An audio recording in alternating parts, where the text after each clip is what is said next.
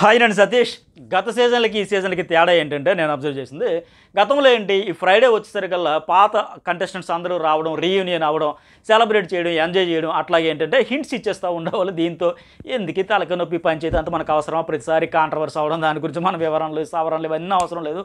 Audience కూడా full disappoint అవుతున్నారు కనుక పూర్తి కంప్లీట్గా అది లేపేశారు. లేదంటే గత సీజన్లో రావడం, ఆ ముచ్చట్లు ఈ ముచ్చట్లు కబుర్లు అని చెప్పుకొని ఎవరికి ఇవ్వాల్సిన హింట్స్ అయితే ఇచ్చేసేవాళ్ళు. ఆ కిక్ పోయేది, దానివల్ల మెయిన్ ప్రైజ్ మనీ మీద ఎఫెక్ట్ పడేది. సో దాంతో ఎందుకు లేని లేపేశాడు. అయితే ఇంకోటి ఏంటి, ఈ జాతకాలు ఇవన్నీ చెప్పడం కూడా బయట నుంచి ఎవరైనా వచ్చేవారు కార్డులు తీయమన్నో లేకపోతే యాక్టివిటీ రూమ్లోకి ఒక్కొక్కరిని పిలిచేసి అది కూడా ఫన్ కాకుండా చాలా సీరియస్గా గంభీరంగా ఉండేది. దానివల్ల అంత కంటెంట్ కూడా ఇంట్రెస్టింగ్ ఉండేది కాదు. సో అది కూడా లేపేసి ఏకంగా ఎటు అమర్లో ఒక ఫన్ యాంగిల్ గమనించాడు కనుక బిగ్ బాస్ ఈ అమర్ని జాతకాలుగా మార్చేద్దాం అని లేక ఆ బోలే కూడా ఆ రోజు చేసాడు కదా జాతకాలు చెప్పడం ఆ టాస్క్ల సందర్భంగా. అట్లాగే అమర్ కూడా 2-3 సందర్భాల్లో ఈ బాబాలాగా అనుకోకుండా సిచ్యువేషన్ అక్కడ ఫన్ కోసం చేశాడు. అదేదో బాగుందని ఇతనికి ఇచ్చారు. అయితే ఎక్సలెంట్గా చేశాడు. ఫన్ అయితే బ్రహ్మాండంగా మాడ్యులేషన్ కానీ వాళ్ళ గురించి సెటైరికల్గా చెప్పడం కానీ అంతా కూడా ఫన్నీగా చాలా ఇంట్రెస్ట్గా ఉండింది. అలాగే పల్లవి ప్రశాంత్ గురించి ఏం చెప్తాడు, తాబేలు దొరికింది అప్పటి నుంచి నీ జాతకం మారింది అంటాడు కదా. ఆయన గతంలో ఒక వీడియో కూడా చేసి పెట్టుకున్నాడు ఆయన సోషల్ మీడియా అకౌంట్స్లో, దాని గురించి సెటైర్ వేసాడు. అయితే దీని చూసినావు అన్నమాట అని ప్రశాంత్ అంటాడు కదా.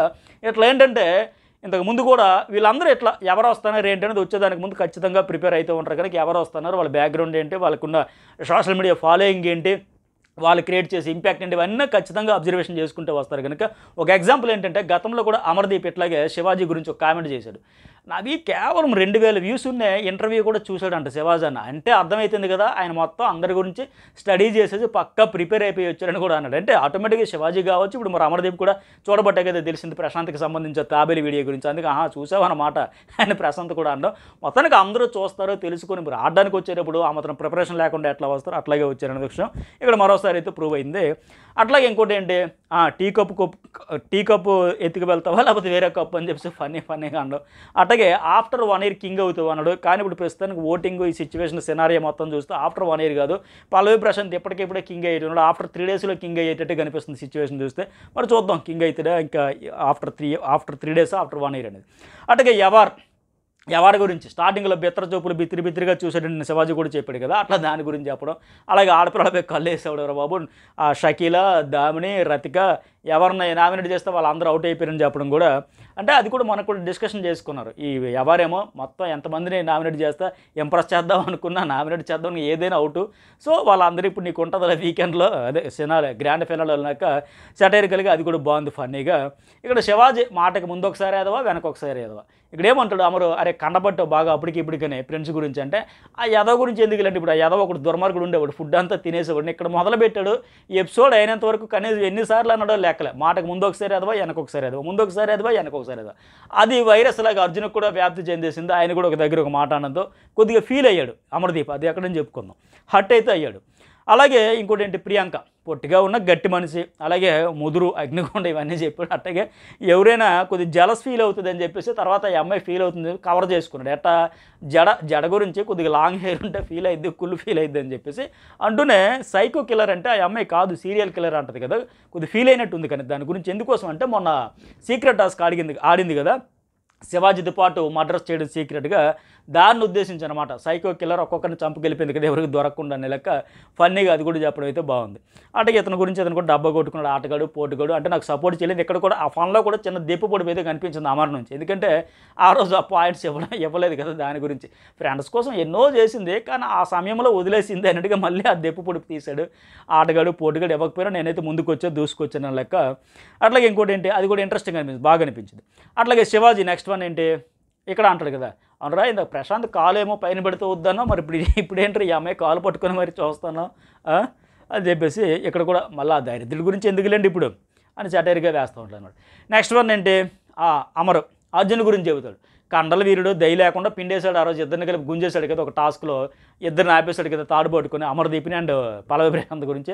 దాని గురించి దయ లేకుండా ఆపేశాడంటే ఇక్కడ అమర్ పర్సనల్ లైఫ్లో తనకు తెలిసినవన్నీ ఫన్నీ ఇన్సిడెంట్స్ అన్న కారు షికారు బారు కారు చీర అవన్నీ సాయం తిరిగి ఇతను చేస్తే వద్దు అవన్నీ ఇప్పుడు తీయొద్దు వద్దు అవసరం లేదని లెక్క ఇతనైతే మళ్ళీ సెటైరికల్ నా జాతకం నువ్వు చెప్పొద్దు నీ జాతకం నేను చెప్పను. అయితే ఇక్కడ అర్జున్ ఒక మాట అంటాడు, ఒక ఎదవ ఉన్నాడు ఆ ఎదవను వదిలించుకోవాలని 5 ఏళ్ళుగా ట్రై చేస్తున్నా అని అంటే పర్సనల్ లైఫ్లో గురించి కూడా వీళ్ళకి పరిచయం ఉంది కదా పర్సనల్గా, దాని గురించి అయితే అనేసాడు ఆ సెటైరికల్గా. ఈ శివాజీ అన్నంతో ఎదవా యాడ్ చేశాడు, కానీ వదిలించుకోవాలని 5 ఏళ్ళుగా ట్రై చేస్తున్నా వదలట్లేదు, ఒక బంకలా తగులుకున్నాడు లెక్క అండం చూస్తే నిజంగా అక్కడ అమర్దీప్ అయితే కొద్దిగా ఫీల్ అయ్యాడు, ఖచ్చితంగా ఫీల్ అయితే అయ్యాడు ఆయన. అయితే అలా అనకుండా ఉండాల్సింది, అది చనువుంది అనుకున్నాడు. అయితే ఇక్కడ అర్జున్ ఏంటి, ఆయన హౌస్లోకి వచ్చేటప్పటికి అమర్దీప్కి ఫుల్ నెగిటివిటీ ఉంది కదా, ఇంకా అదే క్యారీ అవుతుందేమో, ఇంకా అదే ఉందేమో అనుకున్న అపోహలో ఆ భ్రమలో ఎట్టయితే అనేస్తా ఉన్నాడు. కానీ రేపు పొద్దున్న బయటకు వచ్చాక ఆ గ్రాండ్ ఫినాల్ రోజు ఆయన పొజిషన్ చూశాక నిజంగా అర్జున్కి అయితే ఫ్యూజులు ఎగిరిపోతుంది. ఏంటి నిజంగానా, ఇది కళ నిజమా, నేను ఆ రోజు హౌస్లోకి వెళ్ళేటప్పుడు ఎలాంటి సిచ్యువేషన్ ఉండేది, ఈరోజు బయటకు వచ్చేసరికి ఈ సిచ్యువేషన్ ఏంటి, అసలు ఏంటంటే ఆయన ఏం జరిగింది, అద్భుతాలు ఏమైనా జరిగిపోయినా అంతు పట్టదు ఆయనకి, మిరాకిల్ లాగా ఉంటుంది ఇతని జర్నీ గురించి, అసలు ఏం జరిగింది, ఎలా మారిందని.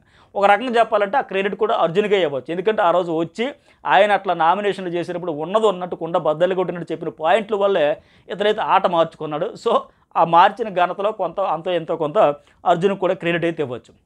అట్లాగే నెక్స్ట్ వన్ శివాజీ మళ్ళీ జనరల్గా ఎదవల్ల ఎంకరేజ్ చేయడండి, ఇక్కడ కూడా మళ్ళీ ఎదవడం. అలాగే శివాజీ గురించి జాతకం చెప్పేటప్పుడు పల్లవి ప్రశాంత్ ప్రిన్స్ మీకు 2 కళ్ళు, మీ గొంతు చేసి ఎవరు దరిదాపులకు రారంటే అలాగే కాఫీ అంటే మక్కువ అని చెప్పాడు కదా, ఎగ్జాక్ట్గా అది కూడా కరెక్టే. శివాజీ ఎంతసేపు నాకు 2 కొడుకులు 2 తమ్ముళ్ళు, వీళ్ళు గెలిపే నాకు గెలిపి అన్నట్టుగానే ఆడుకుంటూ రావడం కానీ, అట్లాగే ఆయన నామినేషన్లు అప్పటికి ఏదైనా చెప్పేటప్పుడు వాయిస్ కొద్దిగా బేస్ చేసి చెప్పడం వల్ల కూడా శివాజీని కొద్ది పాయింట్ పట్టుకుంటాడు, కొద్ది గట్టిగా వేసుకుంటాడని లెక్క కాస్త భయం అయితే ఉండింది.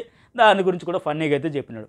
అడిగి ఇంకోటి ఏమంటాడు, జతకట్టడం వల్ల అదే పెద్ద గెలుపని, 10 మందికి చేసే మంచి మీకు ఎప్పుడు తోడు ఉంటుందని కూడా కొద్దిగా, అంటే మీ జర్నీ వల్ల మీతో ఉండే వాళ్ళు కూడా పెద్ద ప్లస్ పాయింట్ అవుతుందేమో అన్నాడు. అలాగే ఇతని గురించి కూడా చెప్పుకుంటారు కదా, అమర్దీప్ గురించి కూడా జతకట్టడం వల్ల అదే పెద్ద గెలుపని లెక్క ఈ శివాజీ గురించి కూడా పాజిటివ్గా చెప్పాడు, అండ్ ఫన్ కూడా మిక్స్ చేశాడు. అట్లాగే శివాజీ అమర జోషిని చెప్తే చూడగానే ఎవరి యాదవ అని జనాలకు 1000 ఏళ్ళు ఫస్ట్ అలాగ అన్నాడు, ఎవరి యాదవ అనుకుంటారని, మళ్ళీ తర్వాత ఏమో 1000 ఏళ్ళు ధనంతో వర్ధిల్లని, ఆ తర్వాత మళ్ళీ అది కాదురా ఎదవ కాదు ఎదవన్నారు ఎదవ అని, ఇలా ప్రతి సందర్భంలో ఫన్ అవని, ఫ్రస్ట్రేషన్ అవని, సీరియస్ అవని, ఏదో ఒక ప్రతి సందర్భంలో ఇట్లా అని అని అని అని అతనికి పాజిటివ్ పెంచుతూనే ఉన్నాడు శివాజీ. అయితే అఫ్కోర్స్ లాస్ట్ అయిపోయింది సీజను, వాళ్ళైతే బాగానే ఎంజాయ్ చేస్తున్నారు ఇద్దరు కూడా, అమర కూడా మరి అంత పర్సనల్ కూడా తీసుకోవట్లే, ఇక ఎండ్ అయిపోయింది కాబట్టి 2 రోజులు మరి దీని గురించి పెద్దగా లొల్లి కూడా పెట్టుకోవాల్సిన అవసరం కూడా లేదనిపిస్తుంది ఫ్యాన్స్ కూడా, ఎందుకంటే వాళ్ళు కూడా ఏదో ఒక ఫ్రెండ్లీ వైబ్లో వెళ్ళిపోతున్నారు కనుక. అట్లాగే ఇంకోటి ఏంటి నెక్స్ట్ వన్, ఈ అర్జున్ అతనికి చెబుతాడు కదా హ్యాపీ ఫస్ట్ యానివర్సరీ అని, మ్యారేజ్ డే కదా, బర్త్డే కూడా ఇక్కడ అయింది కదా బిగ్ బాస్ హౌస్లోనే ఇతని బర్త్డే కూడా అమర్దే. సో మొత్తానికి అన్ని సెలబ్రేషన్స్ అన్నీ కూడా ఫ్యామిలీకి దూరంగా ఉన్నా సరే ఫ్యాన్స్తోనే ఇలా బాగా సెలబ్రేషన్స్ అన్నీ ఎంజాయ్ అవుతాయి. ఇక్కడ కూడా కేక్స్ చిప్స్ పంపించమంటే బిగ్ బాస్కి, ఆ కప్ కేక్స్ కూడా పంపించమంటే అమర్కి ఈ బిగ్ బాస్ జర్నీలో కేక్ అనగానే గుర్తొచ్చింది క్యాలరీస్, దానివల్ల ఫన్ వచ్చింది అతనికి, మళ్ళీ దీనిలో క్యాలరీస్ ఎందుకంటే ఏం చెప్తాడు ఎన్నని చెప్తాడు, సో దానివల్ల మళ్ళీ కొద్దిగా ఫన్ కోసం క్రియేట్ చేస్తాడు, ఎందుకంటే వీళ్ళు డల్ అయిపోయారు, యాక్టివ్గా తగ్గిపోయారు. ఈ వీకెండ్ వచ్చినప్పటి నుంచి కంప్లీట్గా ఫినాలే వీక్ వచ్చేసరి కంప్లీట్గా అయితే నిద్రపోవడం, లేదా మనిషి ఒక దగ్గర ఆ సోఫాలో ఒకరు, ఈ సోఫాలో ఒకరు, ఆ బెడ్ మీద ఒకరు, ఈ బెడ్ మీద ఒకరు, ఏకం నీరసం నిరుత్సాహం నిస్పృహలతో కూలబడిపోవడంతో కొద్దిగా యాక్టివ్ అవుతారు, ఏదో ఫన్ క్రియేట్ చేద్దామని లాగా ఆ యాచ్ కూడా అదే కూడా అంటది, ఆ బోర్ ఫీల్ అవుతున్నారు బాబు మీ వీడియోలు చూస్తే అదే కనిపిస్తాను నిద్రపోవాలనే, కొద్దిగా ఆడియన్స్ ఏం ఫీల్ అవ్వాలి, కొద్దిగా రెట్టించిన ఉత్సాహంతో ఆడండి, మిమ్మల్ని చూసే వాళ్ళకి ఫినిషింగ్ టచ్ ఎట్లా ఉండాలి, మిమ్మల్ని చూస్తే ఈ నిద్రమొహాలే గుర్తొస్తాయి లెక్క కొద్దిగా ఎంకరేజ్ చేసి కొద్దిగా ఎనర్జీ నింపడానికి అయితే ప్రయత్నాలు చేశారు మొత్తానికి బిగ్ బాస్ కూడా. అయితే end is good all is good అన్నట్టుగా లాస్ట్కి మనకి బిగ్ బాస్ అనగానే ఏంటి ఈ లాస్ట్లో ఈ నిద్రపోవడాలు, ఎవరంతా వాళ్ళు సోలోగా ఇలా కూర్చొని ఆలోచించుకోవడాలు, ఏదో పోగొట్టుకునేలాగా ఉన్నారు. సో అలాంటి ఇంపాక్ట్ వద్దు, కొద్దిగా యాక్టివ్ అవ్వడం లెక్క ఇప్పుడు బిగ్ బాస్ కూడా అమర్తో కాస్త ఫన్ అయితే క్రియేట్ చేసి ప్రయత్నం అయితే చేశాడు.